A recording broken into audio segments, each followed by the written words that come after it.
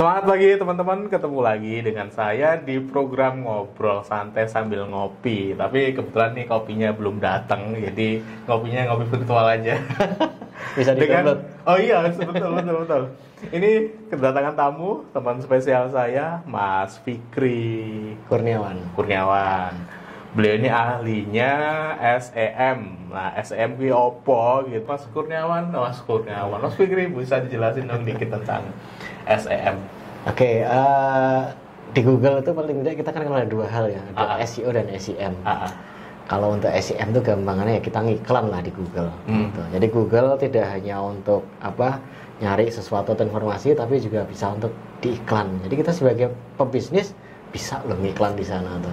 Oke, jadi secara sederhana teman-teman, kalau teman-teman itu jualan lewat digital marketing, itu kan banyak tool ya. Salah satunya Google. Nah, di Google itu teman-teman bisa pakai strategi organik. Kalau punya website dioptimasi nanti bisa muncul di Google. Nah, selain organik, teman-teman juga bisa ngiklan. Nah, beliau ini jagonya. Tapi dulu sebelum pandemi ini, gara-gara pandemi menyerang nih, koyone bermain SEO saja. Bermain SEO. Seberapa parah Mas Fikri pandemi ini berdampak ke bisnis jenengan? Tentunya karena kalau pakai SEM kita masih ada, ya namanya juga iklan ya. Bisa laku, bisa enggak. Tapi kita sudah spend uang kan, kita sudah mengeluarkan uang. Nah, oleh karena itu saya mengurangi resiko-resiko itu saja sih sebenarnya. Jadi uang lebih baik untuk hal-hal yang pokok dulu.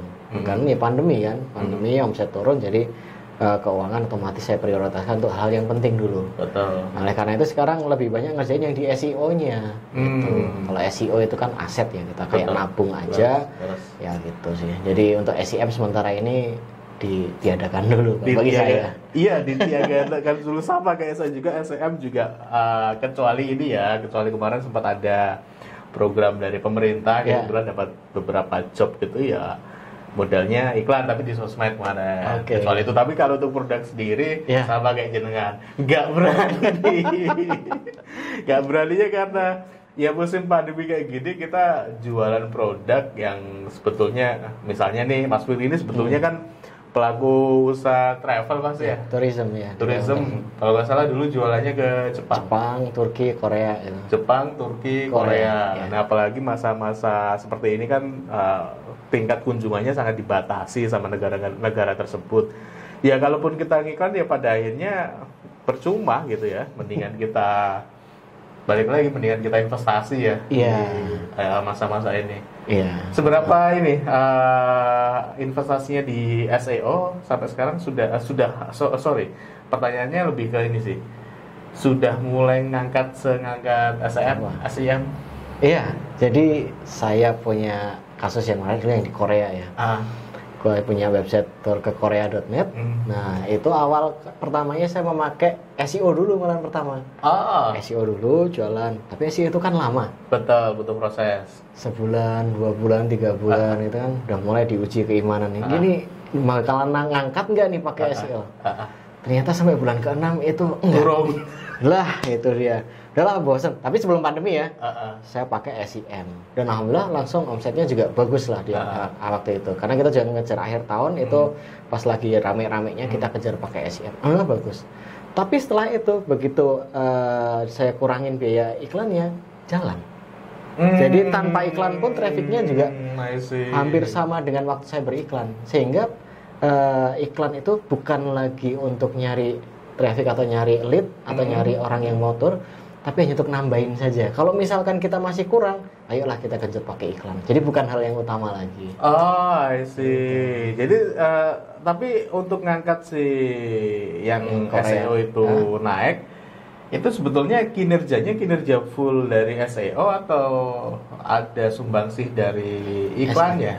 Kalau pengalaman saya ya, walaupun itu tidak tertulis ya, itu pengalaman saja. SEM itu juga lumayan lah memberikan andil, saya bilang. Bukan utama. Jadi website saya secara SEO memang sudah cukup bagus.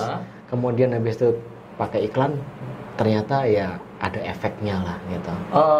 Tapi harus bagus dulu SEO-nya. Betul. Jadi sepemahaman kita kan rata-rata kalau udah SEM nih, SEO ini gak usah dikerjain karena udah kita genjot duit aja gitu. Padahal sebetulnya kalau SEM dikerjain, SEO-nya itu dikerjain kan nanti juga ngangkatnya bareng ya. Ketika budget iklannya mulai diturunin juga website juga nggak turun gitu ya.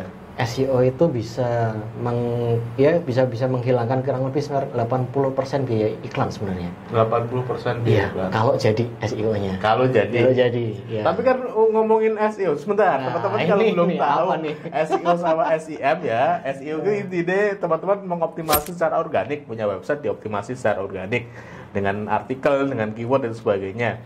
Nah, SEM sendiri teman-teman tinggal iklan, bayar ke Google, nanti sama Google sesuai dengan keyword yang kita tembak dia tampilin di halaman pertama. Nah, aku tadi harus takono apa mah lali. SEO itu kan sebetulnya nggak murah, Mas. Betul, tidak murah, tapi itu tabungan. Jadi apa yang sudah kita keluarkan itu nggak akan hilang.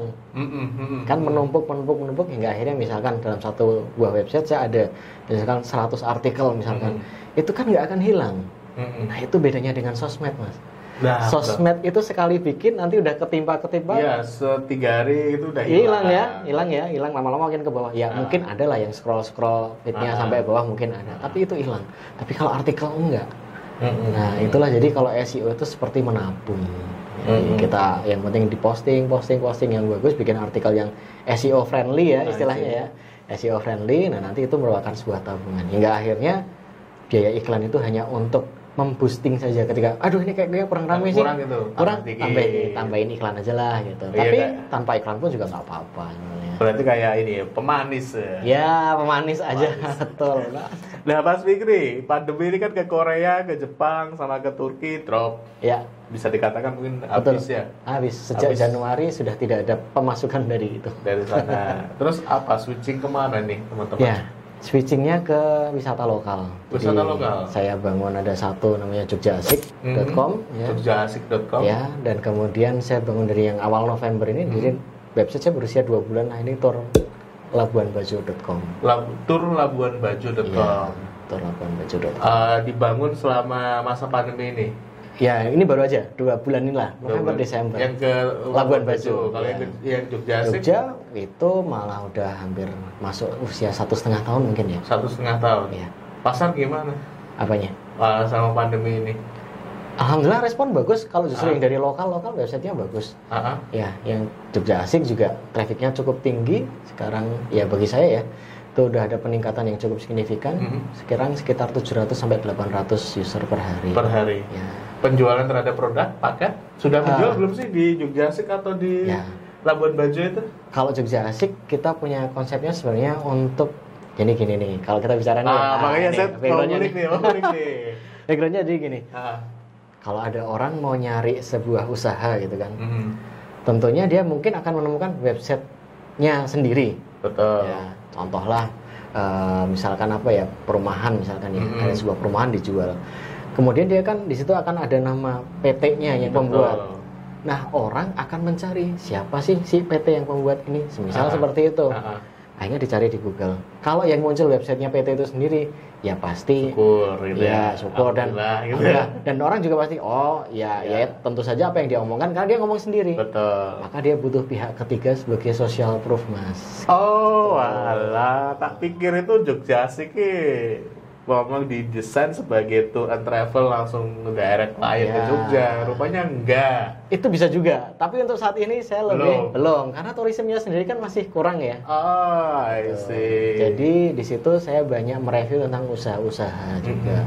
Misalkan klinik gigi terbaik di Jogja itu siapa saja. Nah, orang-orang yang dalam situ kan mereka butuh review dari kita. Mungkin kalau di YouTube vlogger ya, vlogger. Berarti bisa aja nih. Iya. Betul. Misalkan 5 bakso terenak di Jogja nah dia kan comparing sama seperti itu. Nah, jadi dia butuh pihak ketiga. Nah, disitulah Jogjaasik itu hadir gitu untuk memberikan review terhadap usaha-usaha orang gitu. Basic sudah mulai masuk klien atau masih full dibangun nih? Cukup banyak. Cukup banyak? Iya. Serius? Iya. Wah, keren ya. Iya, saya meragukan masternya beliau kalau ngomongin serius ya. Beliau ahlinya di situ tuh. Rata-rata di bidang apa aja yang ini klien yang pengen di review situ? Justru malah segala macam.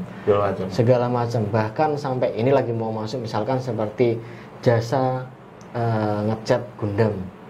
Jasa ngecat Gundam. Tinggal maksudnya dia. Nah, Gundam itu kan robot tuh, mainan. Oh, nah, tak kan pikir kayak di repaint. Gundam hipnotis itu. Gundam mainan itu. Gundam mainan.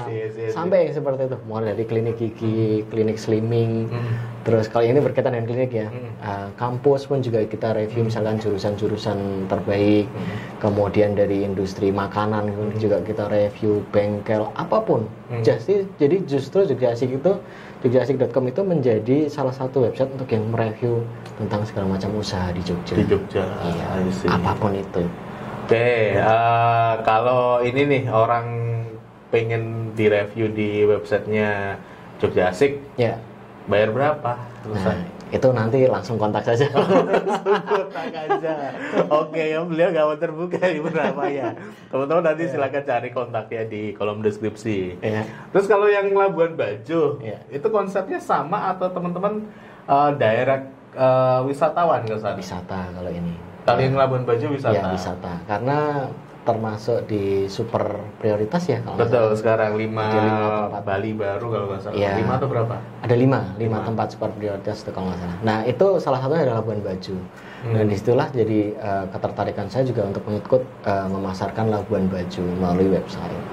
Itu. Jadi mulai dari paket yang 1 hari, 2 hari, 3 hari, 4 hari gitu. Dan itu kita biasanya kayak jualan kapal gitu. Gitu. Jadi buat yang mau ke Labuan Bajo bisa tuh naik kapal. Wisatawan kaya berarti wisata ini. Iya, betul. Lah sewa kapal sehari udah berapa sendiri gitu kan. Iya. Kalau nggak salah Labuan Bajo ini nggak setutup, nggak seini kayak Jogja gitu. Iya. Yang agak apa ya istilahnya ketat bulan-bulan kemarin ya, sebelum akhir-akhir ini kan cukup ketat. Terus nggak tahu nih ke depan karena ada himbauan baru untuk PSBB lagi gitu. Nah, Labuan Bajo kan nggak seketat itu. Betul. Berarti masih banyak dong yang wisatawan ke sana. Masih. Ya, masih. Ya, dan secara bertahap ya mungkin karena menjadi salah satu bagian yang mau dipromosikan dinaikkan ya oleh pemerintah. Jadi saya pikir trennya akan semakin bagus. Gitu. Dan kita juga kalau di Google bisa lihat tren kan sebenarnya itu trennya bagus. Mas Fikri sendiri teman-teman selama pandemi ini hire ke sana, datang apa maksudnya? Belum datangin nih. Belum. Nanti kalau memang ada waktu yang memungkinkan dan ya lebih aman atau apa ya kita akan datang ke sana. Oke, nah itu background dari bisnisnya Mas Fikri nih. Ya. Tadi switching dari Korea, Jepang, Turki, ganti mainan baru nasional ya. Sebetulnya kalau ngomongin nasional ini pangsa pasarnya juga nggak ada habisnya gitu ya. Betul. Bahkan sebetulnya waktu ngelola tur Jepang, Korea sama Turki itu sebetulnya memang nyasarnya lokal ya, wisatawan Indonesia ya. Betul. Karena memang balik lagi pangsa pasar Indonesia itu begitu gedenya gitu loh. Betul. Termasuk juga pangsa pasar yang di mana orang-orang berduit seperti itu. Betul. Yang dikerjakan Mas Fikri. Boleh kasih tips Mas Fikri, gimana sih sebetulnya teman-teman kalau punya bisnis gitu ya? Karena basicnya Mas Fikri ini lebih banyak ke website ya. Apa sih yang harus dikerjain bagi teman-teman yang punya bisnis dan dia harus memasarkan paling tidak punya website lah. Betul. Apa yang harus dikerjain sama mereka agar ketika ada orang yang nyari itu mudah ditemukan di Google. Betul. Yang paling penting tuh kalau di istilah website itu adalah riset kata kunci ya. Riset kata kunci. Riset kata kunci. Artinya ketika kita menjual barang sesuatu itu bukan berdasarkan pikiran kita, bukan berdasarkan pendapat kita. Jadi, ini produknya orang lain tuh berkata apa terhadap produk kita atau istilahnya bahasa Jawa ya. Ini ngarani opo gitu. Iki mbok arani opo gitu. Jadi seperti itu. Contoh misalkan yang kalau saya sedang presentasi misalkan itu ada sebuah alat yang saya pakai untuk menunjukkan sesuatu dan keluar warna sinarnya. Itu kan di layar gitu. Apa aku jenenge? Tembakan laser. Nah, laser kan, oke. Enggak masalah kan gitu. Orang mau ngomong laser, ada tembakan laser atau ada yang ngomong remote, ada yang ngomong itu untuk alat untuk presentasi. It's okay. Justru itulah yang akan kita cari. Jadi kalau kita jual adalah remote wireless yang ada lasernya untuk presentasi. Ya kurang lebih akan ada lasernya untuk presentasi. Untuk presentasi gitu. Berarti nggak langsung nama dari produknya itu langsung. Ya balik lagi ya sesuai riset ya. Betul, sesuai riset. Kalau nama produknya apa, Jo? Tahu nggak? Apa ya namanya? Pointer bukan? Bukan. Wireless presenter. Wireless Iya, presenter. siapa yang tahu? Nggak ngerti. Nggak ngerti kan? Itu pointer Nah, ngerti gua. namanya aja pointer kan? Oke. Jadi saya punya alatnya itu, saya baca di belakangnya namanya wireless presenter. Jadi kalau kita memaksakan menjual dengan nama itu, Sopo sangat golek iya, nggak ada yang nyari karena orang persepsinya adalah pointer, laser, gitu. Remote PowerPoint gitu kan, seperti itu. Ya kurang lebih akan seperti itu. Jadi orang lain akan mencari produk kita dengan apa? Gitu. Itu perlu digali memang. Nah, kalau untuk gali itu ada tool khusus kah atau seperti apa baiknya Mas Fikri? Kalau yang pertama brainstorming nih kayak gini nih. Nah, kamu bilangnya apa nih gitu kan? Itu brainstorming. Yang kedua kita bisa pakai Google Trend. Google Trend. Google Trend untuk melihat. Kemudian kita juga bisa pakai Google Suggest. Kalau saya sih paling senang pakai Google Suggest. Google Suggest. Iya. Bukan Uber Suggest ya? Bukan. Ya mirip-mirip. Aku malah baru denger ini ada Google Suggest nih. Google Suggest itu semua sudah pernah melakukan. Kalau kita lagi ngetik sesuatu belum selesai sudah ada. Oh, alah itu. Iya, Ya sama aja saya nyari keyword di Google ataupun di YouTube. Betul. Ataupun di Play Store itu kan juga kalau kita ngetik itu namanya Google Suggest. Kupikir kayak si Uber Suggest yang kita langsung set keyword di situ. Betul. Uber Suggest lebih memudahkan sebenarnya. Lebih memudahkan, tapi saya ingin bayar ya. Jalurnya sih gratis, tapi saya ingin bayar ya. Iya, karena tahu banyak yang gunakan. Betul, dan powerful juga sebetulnya. Ya, itu sebagai bentuk validasi, Pak. Jadi ketika seseorang punya asumsi kayak tadi pointer, oh laser, bener nggak ada yang nyari itu? Nah kita pakai Google Suggest, oh ada nih. Jadi jangan diselesaikan dulu kalau lagi ngetik kan. Begitu muncul suggestnya ada tulisan laser, nah ini nih berarti ada yang nyari dengan ini, berarti valid. Gitu. Berarti tidak harus pakai tool yang berbayar ya? Tidak harus. Pakai yang gratis. Gratis saja. Dan bahkan lebih bagus itu.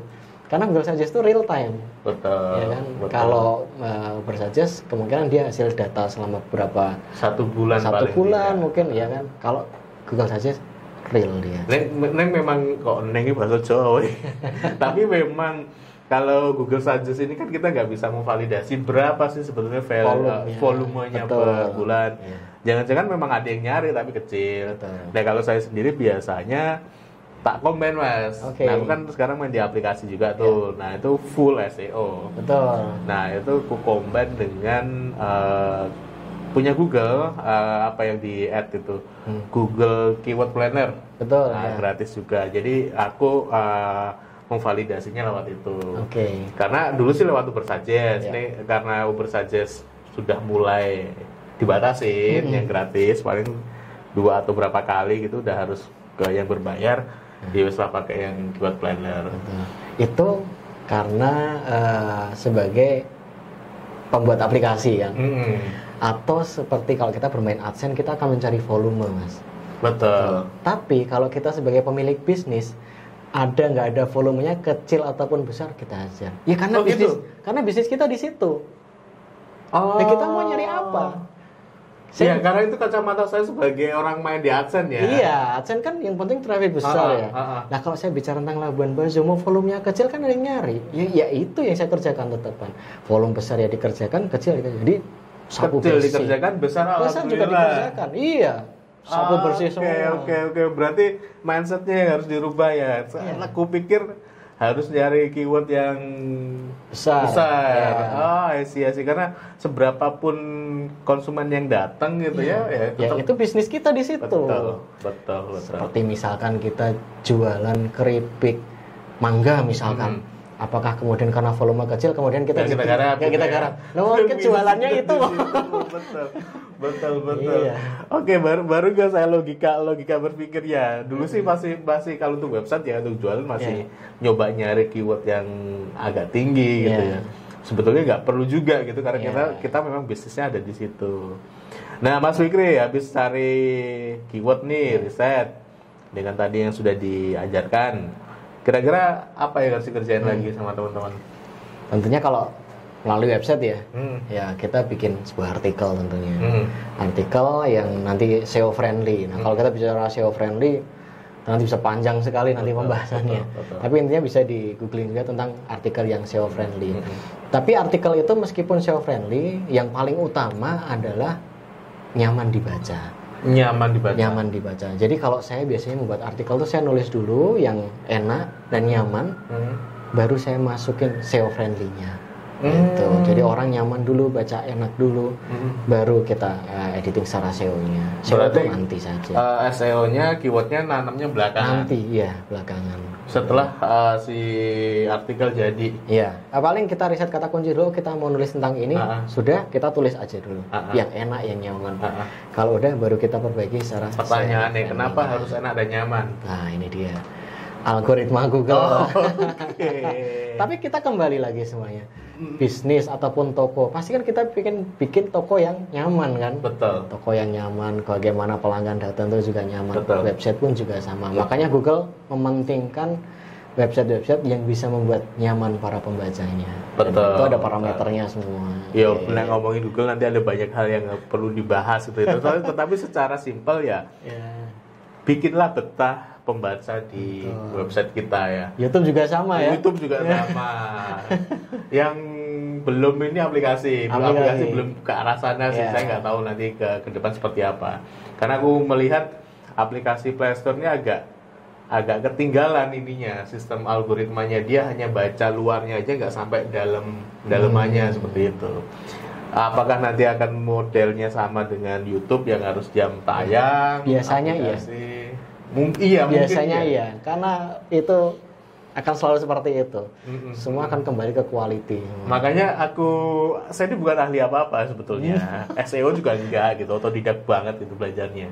Saya nggak ahli di Play Store tuh bisa merajai gitu loh. Ketika nyari aplikasi sesuatu yang kami bikin gitu, ya bisa muncul di urutan atas. Padahal saya bukan siapa-siapa gitu loh. Artinya semudah itu untuk nangkring di urutan atas di Play Store seperti itu. Jadi ya aku mau bilang Play Store ini memang belum se-crowded si website ataupun YouTube, tapi mungkin nanti next itu bakal ke sana. Tapi sekarang sih saya rasa masih belum ya. Tapi memang ada sempat baca juga komen mulai dihitung. Komen mulai dihitung, terus bintang rating rating mulai dihitung. Tapi sebelum sampai seberapa besar interaksinya ada di sana. Jumlah download juga ya. Jumlah download juga itu mulai dihitung. Nah itu sih kalau di ini ya, kalau di aplikasi. Nah balik lagi Mas Fikri, sebetulnya ngomongin website sih, ngomongin website. Seberapa penting sih website ini bagi teman-teman pelaku usaha? Karena kan kita sekarang ini sudah banyak medsos, TikTok nih lagi naik daun gitu kan. Orang gue website, orang popo kok ya nih gitu. Nah menurut Mas Fikri nih kacamata ahlinya. Seberapa penting sih sebetulnya website? Saya cerita nih, ada teman kemarin dia punya akun Instagram. Dia merasa selama ini nggak masalah pakai website. Jadi akun Instagramnya cukup tinggi, followernya juga banyak, penjualannya bagus di sana. Tapi yang terjadi, ya ini namanya kecelakaan ya. Akunnya dihack oleh orang Turki. Wah, nah, 2 akun Instagram habis dalam waktu sehari. Omsetnya langsung drop. Gitu. Jadi semua foto juga dihapus. Dia cuma ngambil kayak followernya aja. Itu bayangkan kalau kita tidak punya backup seperti website. Nah, seperti itu ya mau gimana? Betul. Gimana? Hilang gitu aja. Habis. Betul. Nah, kalau kita punya website sambil kita posting di sosmed, itu kita perkenalkan ini website kita. Jadi seketika misalkan konsumen pengen nyari, kok akun Instagramnya udah nggak ada? Oh iya nih ada websitenya, saya inget nih. Nah itu akhirnya akan masuk ke website. Itu salah satunya. Kemudian ada juga masalah di social proof-nya. Jadi ada orang misalkan habis terpapar iklan Instagram atau iklan Facebook, mungkin sekilas, terus atau mungkin meragu, ini apa sih?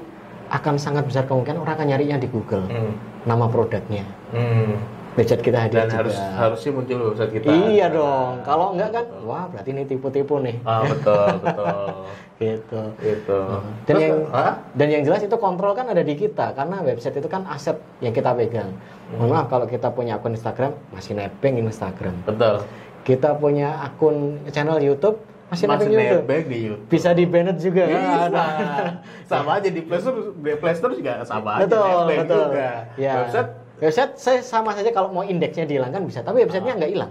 Websitenya nggak hilang. Websitenya nggak hilang. Cuman indeks di Google-nya mungkin bisa hilang kalau kita Banyak melakukan melanggar. kesalahan. Betul, Iya, betul. gitu. Ya setidaknya website itu seperti kantor lah kalau sekarang ya. Jadi memang sebaiknya sih punya ya. Terus untuk punya website itu seberapa mahal sih? Ini kalau website kan cuma identik dengan dua hal, satu domain dan dua hosting. Kalau sudah beli domain mungkin harga sekitar 150 mungkin ya. Nggak nyampe ya. Itu .com ya. Ya, taruhlah 150 lah gitu misalkan. Kemudian sama hosting berapa? Paling 200 300 misalnya. 300. Ini nggak nyampe 500 ya bisa jadi website. Kalau bisa bikin Nah, itu dia. Kalau bisa bikin sendiri setahunya segitu. Iya. Nah, kalau nggak bisa, Mas Fikri punya jasa untuk bikinin. Saat ini sih enggak. Saat ini enggak, tapi teman-teman kalau mau tanya siapa yang bisa bikinin gitu, saya pikir nanti bisa kita kasih rekomendasikan. Karena kita punya beberapa teman yang memang punya bisnis untuk developer website, harganya juga nggak mahal-mahal juga, karena memang basic mereka segmennya ke teman-teman UKM. Betul. Jadi website sangat penting bagi bisnis, dan juga kalau soal harganya berapa tentu sangat terjangkau. Pengalaman saya ngomongin website Mas Fikri. Iya, gimana Mas? Dulu itu saya kan bukan orang Jogja nih. Di Jogjanya SMA 3 tahun. Habis itu ke Bandung kuliah. Nah, balik lagi ke Jogja dan harus bisnis kaos. Temannya kan habis. Masarin ke siapa kayak gitu. Nggak punya saudara dan sebagainya. Terus pikir gimana caranya nih kaos harus banyak yang beli. Nah, akhirnya otodidak belajar Blogspot.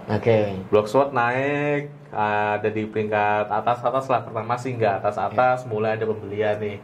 Kayaknya perlu investasi deh beli website yang .com. Nah, kaosmurahku.com itu website .com pertama yang aku bikin. Nah, itu yang bikin Mas Taufik tuh. Sampai sekarang tak OP ini karena basic bisnisnya masih running. Nah, kalau teman-teman tanya kantornya kaosmurahku.com di mana, nggak punya.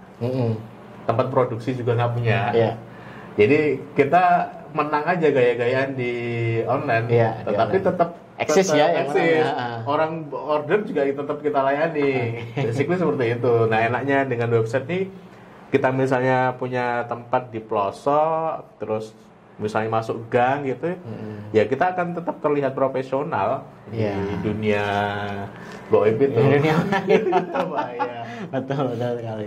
Nah, ngomongin SEO Mas Fikri. Kalau nggak salah dulu Mas Fikri punya jasa untuk itu. Sampai sekarang masih? Enggak, SEO sih saya pakai sendiri. Oh, saya pakai sendiri SEM yang SEM ya. Karena SEO itu tetap ada resiko, dalam artian resiko itu bisa naik bisa enggak. Betul. Jadi kalau jasa SEO itu SEO sebagai untuk mengoptimasi, iya, tapi kalau untuk harus bisa berada di ranking 1 itu memang ya kita nggak tahu. Nah, itu jadi makanya kenapa SEO ya saya pakai sendiri aja. Karena kalau website nggak naik kan resiko saya tahu sendiri. Iya, karena orang udah ngeluarin duit ya harus ada hasilnya. Nah, itu taunya kan gitu tuh. Betul. Jadi akhirnya itu saya pakai sendiri aja. Nah, kalau untuk jasa iklan semua parameter kan bisa dilihat. Betul. Itu kalau jasa iklannya itu masih sampai sekarang? Masih iklan masih. Ada iklan jalan klien masih ada kok. Oke, berapa persen itu tarifnya? Misalnya nih aku mau iklanin duitku sayuto gitu buat 10 hari. Nah, aku jasanya ke jenengan itu berapa persen? Ya sekitar 20%. Sekitar 20 jasanya ya. Jasanya. Nah, jadi teman-teman kalau mau setting iklan bingung gitu ya, langsung ke ahlinya, karena kalau nyeting iklan langsung sendiri kalau nggak pernah punya pengalaman pasti jatuhnya mahal. Saya pernah ngalamin soalnya. Satu klik itu bisa 30.000, 50.000 kan geblek gitu loh. Satu klik harga segitu penjualnya nggak ada gitu. Nah, daripada dapatnya mahal, ke Mas Fikri nanti bisa ratusan rupiah kalau nggak Betul. salah. Oke, jadi di Google Ads itu menarik karena ada beberapa industri yang sebenarnya agak kurang cocok untuk kalau dia beriklan misalkan di Instagram Ads ataupun di Facebook Ads kayak gitu. Karena karakternya beda-beda, Mas. Ya, Contohnya? Contohnya gini, kalau kita bicara Facebook Ads atau kita bicara sosial media, itu ibarat kata kita seperti pedagang keliling, Mas. Pedagang keliling itu artinya ketika seseorang berjualan keliling kan belum tentu ada yang beli. Sebar brosur asal di perempatan. Itu Facebook Ads kurang lebih akan seperti itu. Kadang malah nggak efektif itu. Ya, betul. Bisa kita pilih-pilih audiens juga kan, juga bisa pilih. Tapi iya, tapi tetap aja aku bilang mendingan langsung nembak keyword di Google sih. Orang sudah nyari punya interest gitu loh. Betul. Nah, kalau di sosial media karena seperti itu cocok untuk produk ataupun usaha yang tidak ada yang nyari, Mas. Contohnya misalkan nih, wah ini asal nih, saya bikin cake atau roti rasa buah simalakama. Siapa yang nyari? Nggak akan ada. Nah itu butuh pengenalan, dan pengenalannya yang cocok pakai sosmed. Ya, jadi kita promosi sosmed, barangkali ada yang tertarik, kemudian terjadi pembelian. Itu sosmed. Makanya sosmed itu cocok untuk produk-produk yang sifatnya bisa membuat orang menjadi kepingin. Baju, orang menjadi pengen beli lagi. Kerudung pengen beli lagi. Nah itu sifatnya seperti itu. Tapi kalau Google, nah itu memang berdasarkan orang yang butuh. Jadi produk-produk yang berkebutuhan. Contohnya misalkan, wah ini tiba-tiba saya harus terbang ke Jakarta, sedangkan di jalanan macet nih. Saya harus sewa helikopter misalkan nih. Maka saya akan nyari di Google sewa helikopter. Nah usaha seperti itu, dan usaha seperti itu juga nggak cocok kalau diiklankan di Facebook. Iyalah, sopo dia mau helikopter. Iya betul. Sopo sanggup gitu. Betul. Nah industri-industri yang berkebutuhan, istilah berkebutuhan itu artinya orang memang sudah butuh industri itu, paling cocok itu. Sewa alat berat, sewa tronton, misalkan ini berkaitan dengan sewa-sewa ya. Atau kalaupun jasa ya kayak jasa. Ya ada jasa sondir tadi, ada segala macam lah jasanya. Berarti klienmu korporasi gede-gede nih? Cocoknya itu kalau kita bermain ke Google Ads. Karena maaf kadang-kadang, maaf ya kita bicara realita ya. Sebuah produk untungnya 5.000, 10.000 kalau untuk di Google Ads ya. Oh ya, pikir-pikir. Tapi coba kalau saya misalkan sewa helikopter gitu dengan nilai iklan paling berapa, 10.000, enggak nyampe 10.000, misal 5.000, dealnya dapat berapa juta itu cocok banget. Dan itu memang tidak cocok tuh diiklankan di Facebook dan Instagram. Iya, kalau aku bilang juga iya sih Mas. Kalau untuk produk-produk dengan margin yang 10.000, 20.000 gitu, masih mikir sebetulnya untuk pakai platform ad gitu ya, baik di sosmed maupun di Google ya. Tapi kalau untuk produk-produk bermargin tebal, yo wani-wani wae gitu. Betul. Terus kalau terakhir Mas Fikri, aku mau tanya, berapa persen sih konversi dari iklan rata-rata nih pengalaman Mas Fikri? Misalnya aku ngetok ke duit sak yuto ngiklan, kira-kira bisa konversi ke ininya, omsetnya itu sampai berapa? Saya bicara studi kasus saja. Studi kasus betul, sesuai dengan pengalaman. Karena ini nggak sama, balik lagi teman-teman ya. Nanti kasusnya yang Mas Fikri bilang ini itu nggak akan sama dengan ketika teman-teman mengerjakan sendiri gitu ya.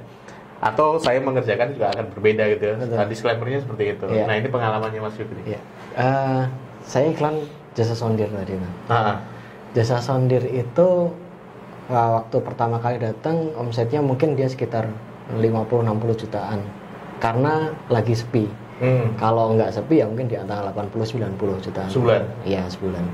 Kemudian dia mencoba untuk iklan. Nah, setelah diiklankan, nah itu luar biasa. Bulan pertama itu sudah omset tembus di atas 100 juta.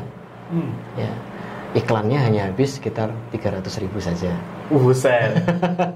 300.000 ada kenaikan cukup drastis. Iya, 300.000 bisa menghasilkan omset 100 juta. Ya, tapi sekali lagi karena industrinya kan juga berbeda ya. Betul. Sekali nilai proyek juga berapa.